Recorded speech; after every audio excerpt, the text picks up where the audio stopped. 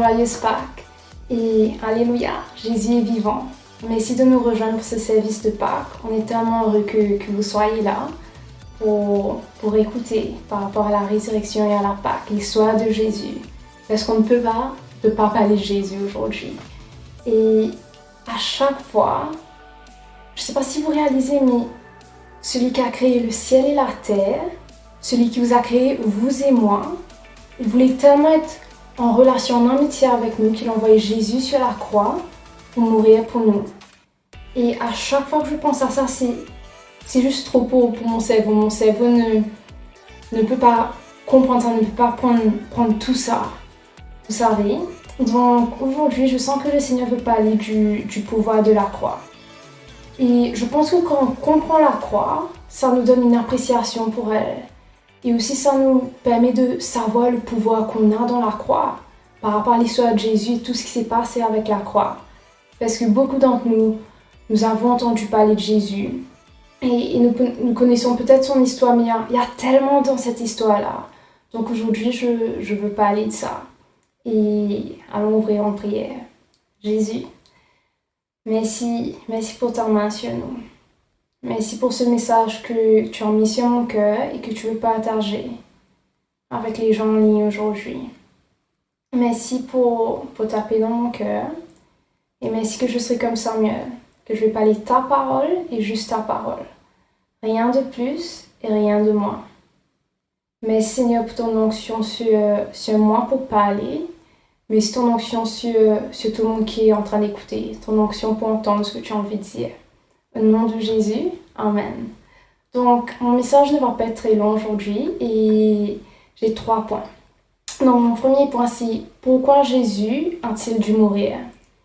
Et je suis sûre qu'il y a beaucoup d'entre vous en ligne qui savent déjà l'histoire, mais pour ceux qui ne connaissent pas l'histoire, je vais juste parler un petit peu de ça et je vais faire un résumé, mais vraiment bref, c'est vraiment court. Donc, il y aura peut-être quelque chose qui manque, mais j'essaie de couvrir la plus grande partie de l'histoire pour donner un peu de contexte à ceux qui ne connaissent pas l'histoire. Donc, au début, Dieu a créé Adam et Ève, l'homme et la femme, dans le jardin d'Éden. Et ils vivaient avec Dieu, ils marchaient avec Dieu, ils voyaient Dieu. Mais arrivé un moment, ils ont mangé du fruit défendu. Ils ont péché, ils ont dû quitter le jardin d'Éden à cause de ce péché. Et à ce moment-là, leur péché a créé une barrière entre nous et en Dieu, entre les humains et entre Dieu. Et à partir de ce moment-là, les humains ne pouvaient plus parler avec Dieu comme ils le faisaient avant. Donc, il n'y avait que quelques personnes qui entendaient Dieu, qui pouvaient parler à Dieu à cause du péché. Ça a créé une barrière. Et les prêtres, il y avait aussi quelques prophètes qui pouvaient parler à Dieu et qui entendaient Dieu. Et les prêtres aussi, quand on entend parler du temple, les prêtres c'était ceux qui allaient dans le temple pour donner des sacrifices pour les humains. Enfin, bon, les prêtres aussi étaient humains, mais ils allaient pour pardonner les péchés des gens. Les gens allaient emmener, disons, j'emmène un oiseau et le prêtre va tuer l'oiseau pour moi. Et avec le sang qui est versé, ça pardonnait les péchés. Et donc, à ce moment-là, c'est ce qui se passait. Et Jésus avait envie de nous réunir à lui encore. Il voulait casser cette barrière-là. Il a essayé avec plusieurs alliances. Il a essayé de faire une alliance avec Abraham, il y avait Noah. Mais les humains n'ont jamais été vraiment loyaux au Seigneur. Donc, l'alliance n'a jamais vraiment duré. Et le Seigneur avait besoin de trouver une façon pour pouvoir se reconnecter avec nous. Donc, il a décidé d'envoyer Dieu sur la terre pour payer pour nos péchés et nos transgressions, mais aussi pour nous libérer du mal. Et peut-être que c'est beaucoup d'informations d'un seul coup, mais ne vous inquiétez pas, on va casser ça en petites parties, en petits bouts, à travers ce message-là. Donc, Jésus est allé sur la croix à notre place. Parce que Jésus est parti pour payer pour nos péchés. Mais il n'a pas voulu que nous tous on aille sur la croix, il n'a pas voulu que nous tous on aient à mourir. Donc, il a fait ça pour nous. Il a régné en devenant un serviteur parce que Jésus était un roi. C'était le Fils de Dieu, il était roi, mais il est devenu serviteur. Et Marc, chapitre 10, verset 45 nous dit: En effet, le Fils de l'homme n'est pas venu pour être servi. Il est venu pour servir et donner sa vie, pour libérer un grand nombre de gens. Et Jean, chapitre 3, versets 16 à 17 nous dit « Car Dieu a tant aimé le monde, qu'il a donné son Fils unique, afin que quiconque croit en lui ne périsse point, ne meure pas, mais qu'il ait la vie éternelle. Dieu en effet n'a pas envoyé son Fils dans le monde pour qu'il juge le monde, mais pour que le monde soit sauvé par lui. » Et souvent on entend parler de Jésus et de Dieu, et on croit que Dieu est venu pour nous juger. Mais c'est pas ça le cœur de Jésus. Jésus est venu pour nous sauver. Jésus n'est pas venu pour dire « Yo, toi tu fais ça, toi tu fais ça », non. Et on lit plusieurs histoires dans la Bible que Jésus était en train de dîner chez des gens qu'on va appeler des pécheurs. Des gens qui étaient des pécheurs, que les autres pourraient dire « Ah, mais cette personne-là, c'est pas une bonne personne, pourquoi tu passes du temps avec eux ?» Parce que Jésus n'était pas en train de les juger. Jésus les a aimés. Et c'est la même chose avec nous. Jésus ne nous juge pas. Il veut nous aimer. Et la croix est un symbole d'amour inconditionnel. Et c'est aussi un signe d'un amour obstiné. Parce que le Seigneur était obstiné avec nous. Il nous aime tellement qu'il court après nous. Il court. Même à chaque fois qu'on dit « Ah non, j'ai pas envie de Jésus. J'ai pas envie de Dieu. Ça m'intéresse pas. » Le Seigneur, il parle pas, il est là. Il va pas nous forcer, parce qu'il est un gentleman, mais il est là, il nous attend. Et donc Jésus a dû mourir pour briser la barrière entre l'homme et Dieu, mais aussi pour nous libérer et pour notre salut. Donc ça, c'était mon premier point. Pourquoi Jésus a-t-il dû mourir? Mon deuxième point, c'est qu'est-ce qui s'est passé à la croix? Parce qu'on entend la croix, mais on ne sait pas forcément, mais qu'est-ce qui s'est passé? On ne comprend pas forcément. Donc, il y a quelque chose qui s'appelle The Bible Project, en anglais. C'est des vidéos sur YouTube, c'est des gens qui ont fait un projet, ils parlent de la Bible. Mais c'est comme si des petites vidéos très courtes sur la Bible par rapport à un livre de la Bible, quelqu'un dans la Bible ou un mot dans la Bible.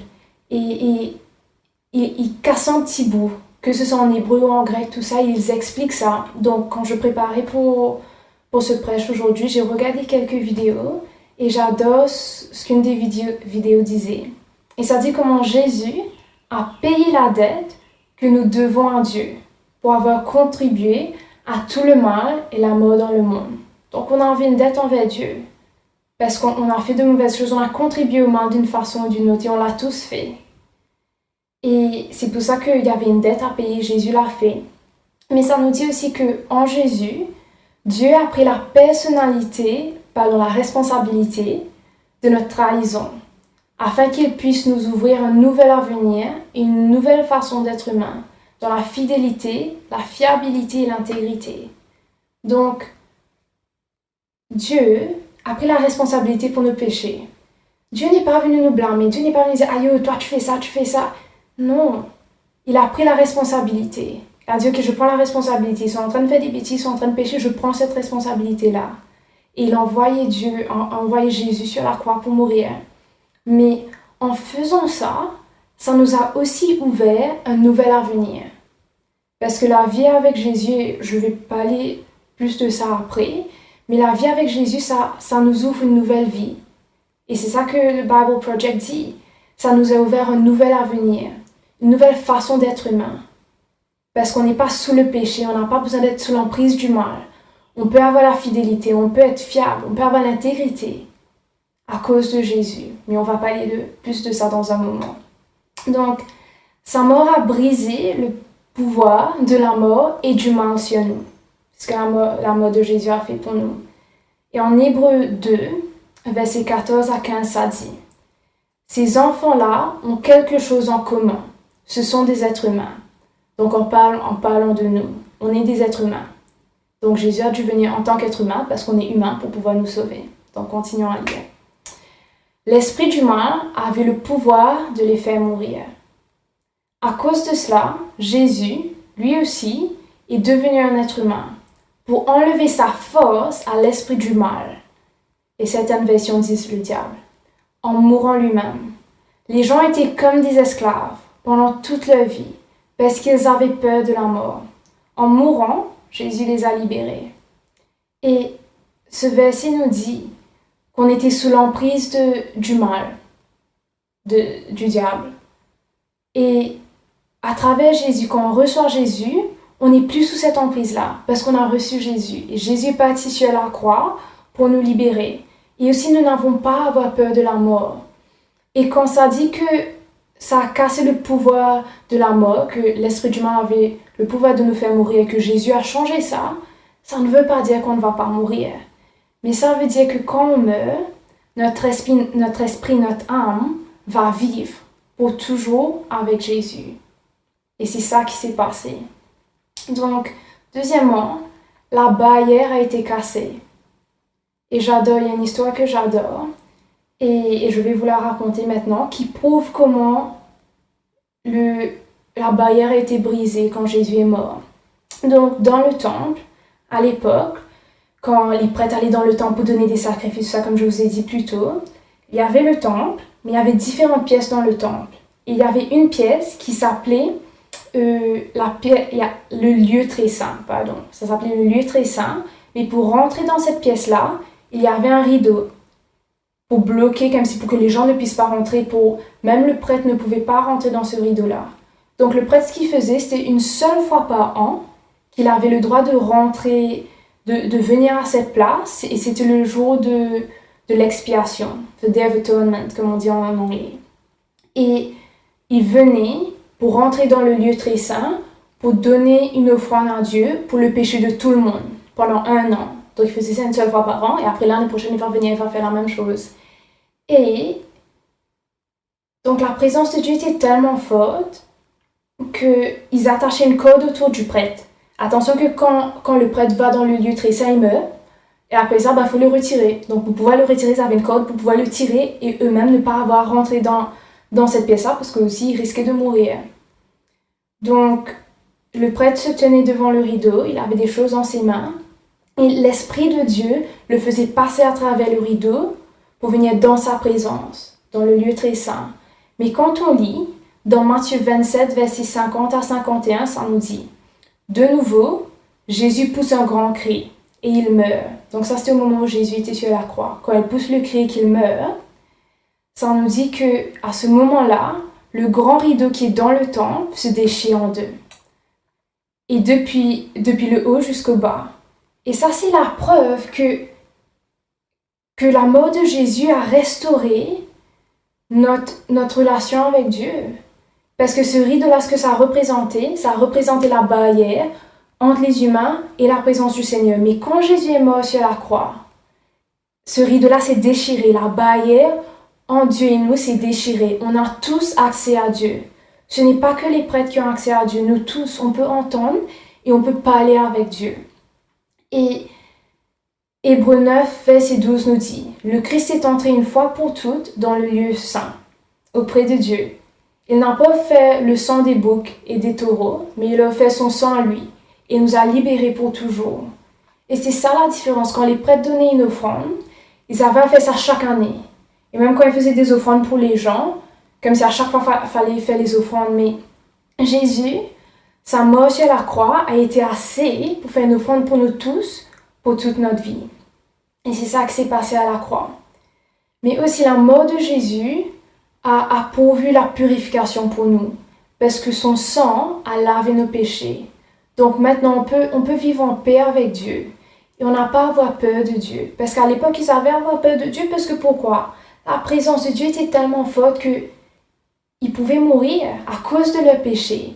Mais parce que Jésus a payé pour nos péchés, et qu'il a ouvert la voie à nous, pour parler avec Dieu, on n'a plus à avoir peur de Dieu. Et on peut s'approcher de Dieu, parce que parfois on pense que « Aïe, je viens de pécher, je viens de faire une bêtise, je ne peux pas aller voir Dieu. » Mais c'est faux, c'est un mensonge.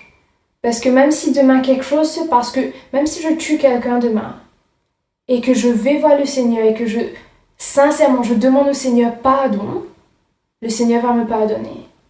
Parce que la Bible nous dit, le Seigneur, il oublie nos péchés. Quand on demande pardon, sincèrement, il oublie. Ça dit un verset dans les psaumes qui dit, il envoie ça dans la mer des oublis. Il ne se rappelle même pas de ça, il regarde pas, il dit pas, toi, tu as tué quelqu'un la semaine dernière. Non, quand tu demandes pardon, il oublie. Et donc, Hébreux 10 nous dit, Jésus a fait ce que Dieu voulait. Il a offert son corps une fois pour toutes, Et nous sommes alors libérés du péché. Et c'est ça qui s'est passé, on est libre. Donc mon troisième et dernier point, c'est la puissance de la résurrection. Donc, pourquoi Jésus a-t-il dû mourir? Qu'est-ce qui s'est passé à la croix? Mais la puissance de la résurrection. Parce qu'après 3 jours, Jésus est ressuscité des morts. Et sa résurrection nous a donné la vie éternelle. Et aussi c'est intéressant parce que pourquoi il a dû mourir, être mort pendant 3 jours? Parce qu'à cette époque-là, c'est juste après 3 jours que vous déclariez quelqu'un de mort. Parce qu'avant ça, on ne déclarait pas comme si les gens de mort, ils attendaient, ils n'ont pas les docteurs comme nous maintenant qui ont des machines qui savent est-ce que la personne est morte ou pas. Mais il y avait une façon de parler, une croyance que aussi l'esprit, après 3 jours, l'esprit quittait le corps. Vous étiez mort, donc c'est pour ça qu'il a dû attendre 3 jours. Et aussi, il y avait 2 dames, il y avait 2 maris, vous savez, il y a beaucoup de maris dans la Bible, mais il y avait Marie-Madeleine et Marie, la maman de Jean et Jacques, qui voulaient aller le dimanche, le 3e jour, pour embaumer Jésus. Mais elles étaient en train de marcher et se demandaient, mais comment on va faire ça? Parce qu'il y a une grosse roche devant la tombe. Comment toi et moi on va bouger cette roche-là? Et Marc 16, versets 4 à 6 nous dit, mais les femmes regardent et elles voient qu'on a déjà volé la pierre.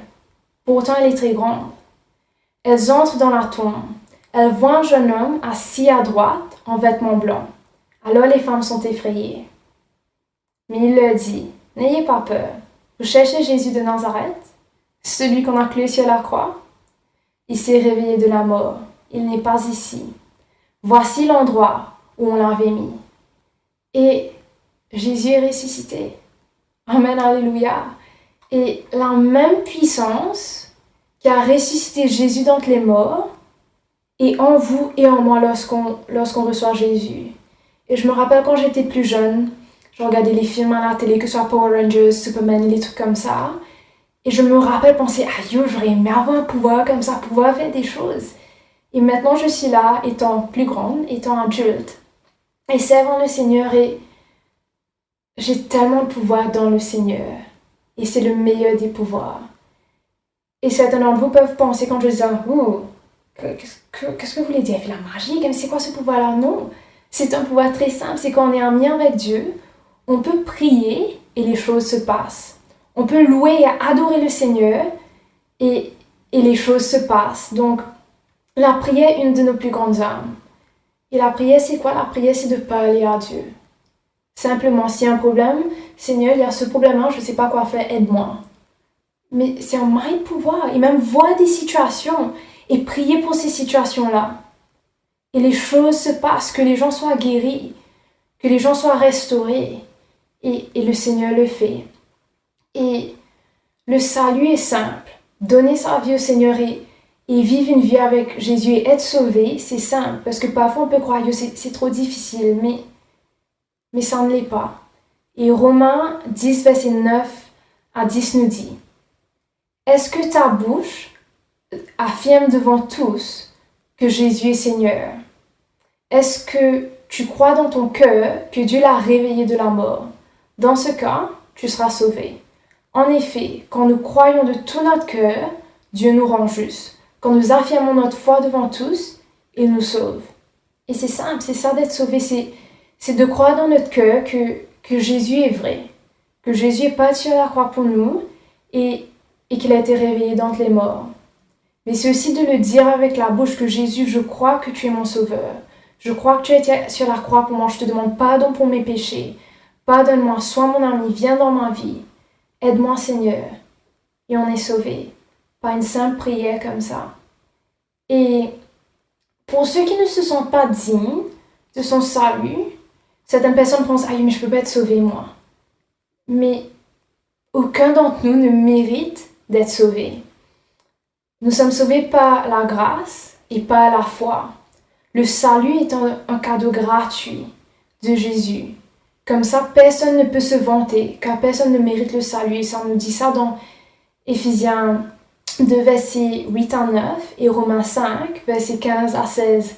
Ça nous dit ça, que Jésus savait que les gens allaient se vanter, donc il a fait que ce soit un cadeau gratuit. Comme ça, personne ne peut se vanter aussi parce que personne ne mérite d'être sauvé. C'est simplement si tu crois que Jésus a été sur la croix et mort et que tu dis ça avec ta bouche, que tu l'invites dans ta vie, tu es sauvé.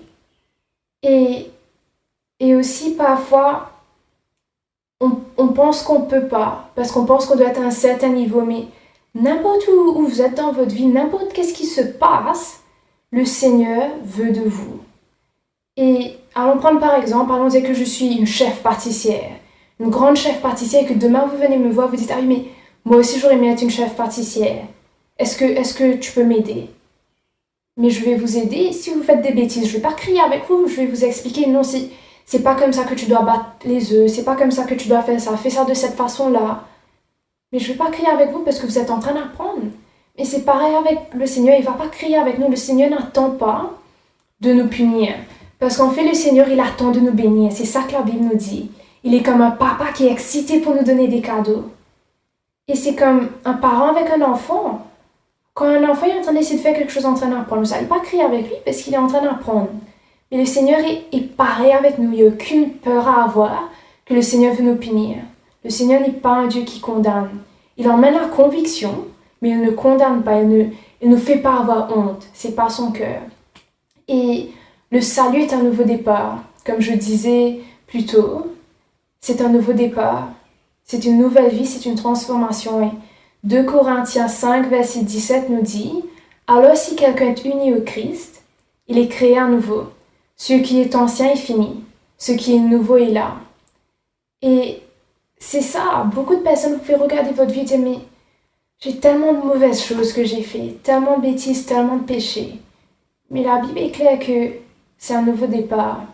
Et même moi, ma vie, j'ai toujours cru en Jésus. Depuis que j'étais enfant, je me rappelle prier pendant la nuit en Jésus. Parce que je croyais en lui, mais je n'avais pas les informations qu'il fallait. Je n'avais pas la connaissance qu'il fallait.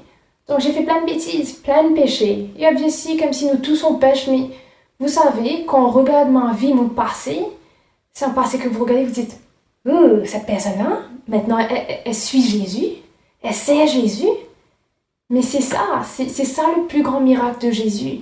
C'est une vie transformée, une vie que quelqu'un peut vivre en liberté. Et aussi la vraie liberté, c'est de pouvoir dire non. Parce que parfois, on se dit, la vraie liberté, c'est de pouvoir dire oui à tout. Et quand on suit Jésus, je ne peux pas faire ça, je ne peux pas faire ça, mais c'est faux. La vraie liberté, c'est quand vous pouvez dire non à quelque chose. Quand quelqu'un vous dit, aïe, est-ce que tu as envie d'aller danser? Aïe, est-ce que tu as envie d'aller boire? Aïe, est-ce que tu as envie d'aller faire je sais pas quoi? Et de pouvoir dire non. Je vous dis pas que toutes ces choses-là sont mauvaises, mais pour différentes personnes, différentes choses. Vous savez?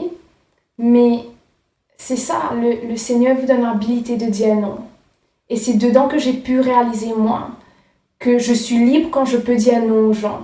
Non, j'ai pas envie de faire ça. Non, non, non. Vous savez?